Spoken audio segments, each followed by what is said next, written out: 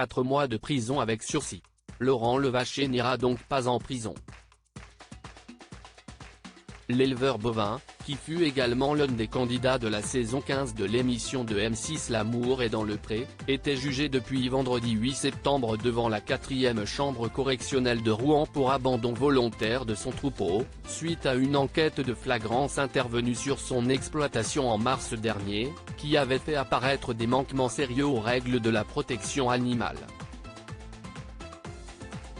Après cette intervention des forces de l'ordre et les services vétérinaires de la Direction départementale de la protection des populations, mais également divers contrôles, avertissements et mises en demeure ces 3 dernières années, Laurent Levacher risquait jusqu'à 3 ans de prison, plusieurs amendes et l'interdiction définitive de détenir des animaux.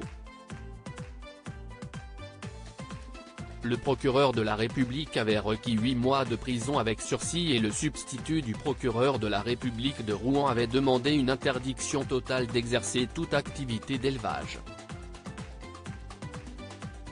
Laurent Levacher écope finalement de 4 mois de prison avec sursis, une peine plus légère que les réquisitions du procureur.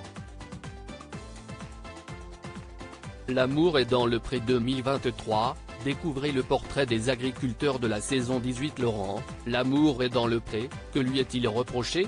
Le 10 mars dernier, les forces de l'ordre et les services vétérinaires de la Direction départementale de la protection des populations avaient retiré son troupeau à Laurent Levacher, découvrant au passage que le groupement déclaré de 300 têtes de bétail en comptait en réalité plus de 400.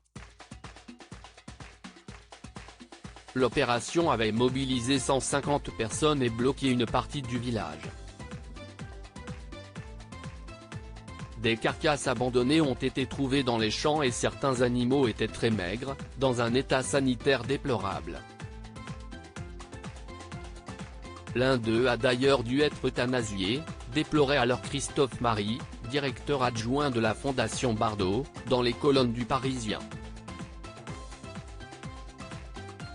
C'est clair qu'il avait perdu pied et était peut-être même dans le déni face à l'état de ces animaux. Mais cela montre tout de même un manque de compétences quand on arrive à de telles négligences.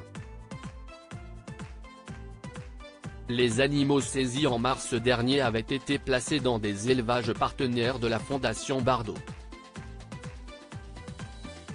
Crédit photo, capture d'écran M6.